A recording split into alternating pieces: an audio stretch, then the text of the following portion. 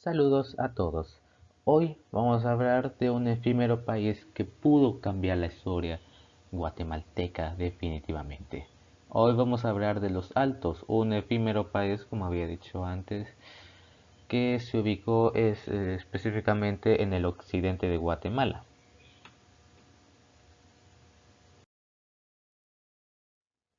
Su historia en la capitanía.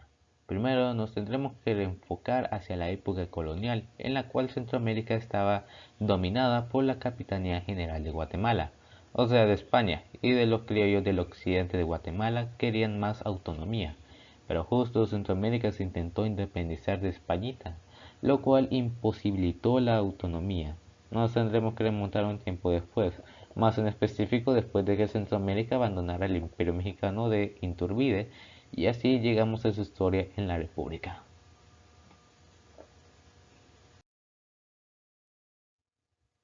Su historia en la República Federal. Tras la fundación de la República Federal de Centroamérica, o la ERCA, los altos siguieron protestando por mayor autonomía y el 2 de enero de 1838 proclamaron su separación eso sí, de Guatemala, aún no de la República. Y el 5 de junio de ese mismo año los demás estados lo reconocieron. Ellos se establecieron, como había dicho antes, en el occidente de Guatemala y en Soconusco, un territorio que le pertenece a Chiapas, México, y su capital era Quetzaltenango. Se mejoró relaciones con San Salvador y se intentó mejorar su puerto al Pacífico, y escogieron al líder de corte liberal llamado Molina. Pero había un problema, que aún no les he contado, y es que los altos habían muchos indígenas, y estos apoyaban más a los conservadores y querían estar bajo el manto de Guatemala. Además se sospecha de que hubo cierta discriminación por parte de los criollos. Se arrebataron tierras y se suprimieron las quejas de los indígenas. Esto último no son rumores, es verdad. El fin de las dos repúblicas. Llegamos a 1939, cuando los países se independizan de la ERCA y los Altos, en el 30 de mayo de ese mismo año, se van de la Unión, pero se siguieron mejorando relaciones con El Salvador para defenderse de Guatemala y de Rafael Carrera. Durante estos tiempos hubieron tensiones con estos dos, pero la presidencia de Agustín Guzmán, presidente de los Altos, siguieron suprimiendo a los indígenas y Guatemala reclutaba más y más soldados y reforzaba su frontera con El Salvador. El Casus Belli. La tensión comercial entre Guatemala y los Altos dio paso a movimientos militares. Hubo rumores que el general Agustín Guzmán estaba organizando un ejército en Solula con la intención de invadir Guatemala, lo que puso en máxima alerta. A finales de noviembre, Carrera confiscó un cargamento de armas que estaba destinado para los Altos, y los miembros del clan Atsinena iniciaron los preparativos para un ataque a los Altos. Mientras Carrera se preparaba reclutando voluntarios en la Verapaz, el gobierno de Guatemala intentó llegar a una solución pacífica.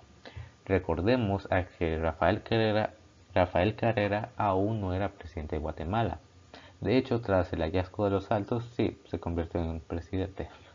En fin, volviendo al guión, el 18 de diciembre de 1839 llamaron al representante de los Altos en Guatemala a firmar un convenio de paz y amistad.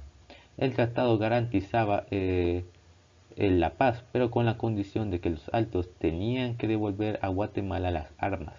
Mientras los altenses aceptaron el ultimátum guatemalteco, Carrera llamó a los indígenas de los Altos a rebelarse en contra del gobierno quetzalteco. Así que hubieron revueltas de las que el gobierno guatemalteco se validó en enero de 1840 para decir que los indígenas rogaban a Carrera para salvarlos.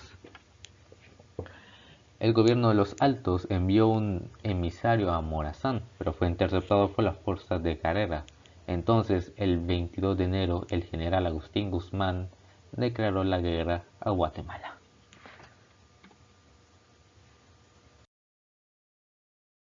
La guerra. Carrera venció a las fuerzas del general Agustín Guzmán e incluso los apresó.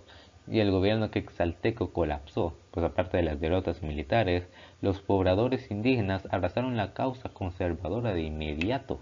Al entrar a Quetzaltenango al frente de 2000 hombres, Carrera fue recibido por una gran multitud que lo saludaba como su libertador. Carrera impuso un régimen duro y hostil para los liberales saltenses, pero bondadoso para los indígenas, y les dijo a los criollos saltenses que se portaba bondadoso con ellos por ser la primera vez que lo desafiaban, pero que no tenía piedad si había una segunda vez. Spoiler, hubo hasta una tercera vez, pero eso ya lo veremos.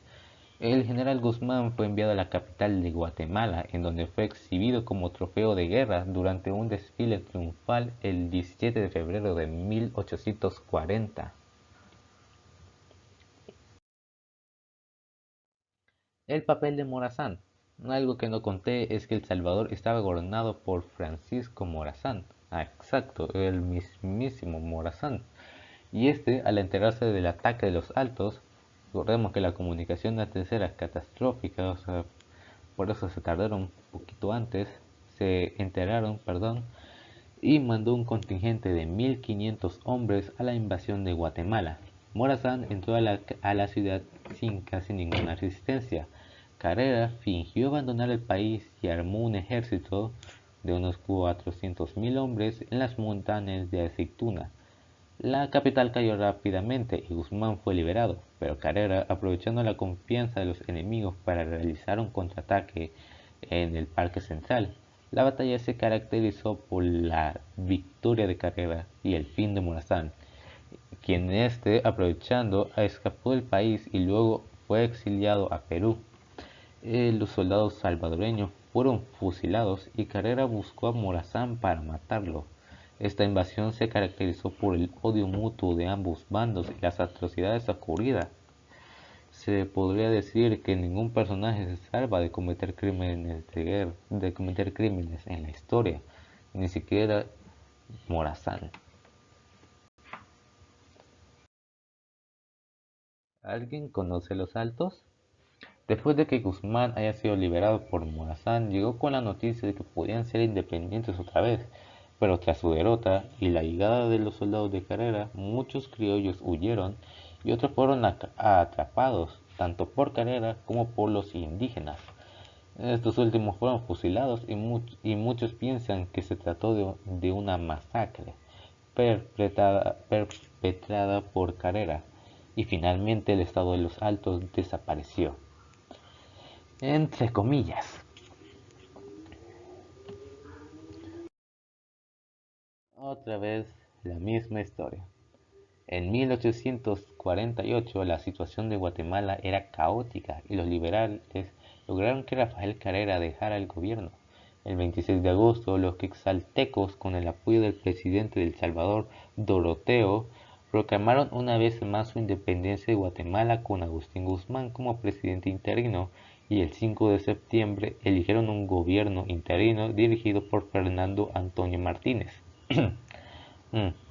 La existencia del sexto estado todavía se prolonga hasta el 8 de mayo de 1849, cuando el general Guzmán fue a entrevistar con representantes del presidente Paredes al antiguo Guatemala, momento que fue aprovechado por Carrera para tomar Quetzaltenango y quedarse en la plaza. El gobierno de Paredes había nombrado al alcalde José Víctor Zavala como corregidor de Suchitepeques. Perdón, no puedo pronunciar el nombre de la ciudad, pero en fin, fue nombrado en esa ciudad para detener a Carrera. Pero Zavala, en vez de detener a Carrera, se puso a sus órdenes. Al saber la noticia y al enterarse del apoyo masivo de las diferentes etnias al general Carrera, el presidente Mariano Paredes, tras mucho deliberar con liberales y conservadores, finalmente siguió el consejo del conservador Luis Barrios, quien le hizo ver que combatir a Carrera era imposible. Los principales líderes huyeron hacia El Salvador. Finalmente, Carrera entró triunfalmente en la ciudad de Guatemala el 8 de agosto y consiguió el fin definitivo de los Altos.